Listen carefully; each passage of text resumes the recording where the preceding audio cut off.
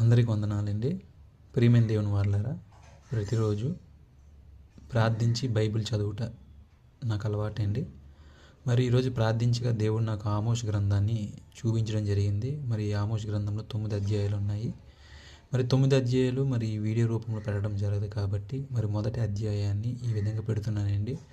మరి ఎంతమంది అయితే మరి షార్ట్ని చూస్తున్నారో, మరి చూసిన ప్రతి ఒక్కరు ఈ ఒక్క నిమిషంలో ఈ మొదటి అధ్యాయం చదువుతారని ఆశపడుతూ ఉన్నాను. ఒకవేళ చదివిన వారు ఇదిగోండి మరి మొదటి అధ్యాయం ద్వారా దేవుడు నాతో మాట్లాడాడు అని అనుకుంటే, దేవుడు మీతో ఏది మాట్లాడాడో అది మీరు కామెంట్ రూపంలో తెలియపరచవచ్చు, లేదా తెలియపరచకపోవచ్చు.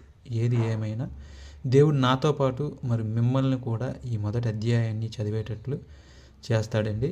కాబట్టి మరి చదివిన వాళ్ళు దేవుని నామానికి మహిమకరంగా మరి ఈ వాక్యాన్ని అర్థం చేసుకుంటారని విశ్వాసంతో, నమ్మకంతో ఉన్నాను. అందరికీ వందనాలు.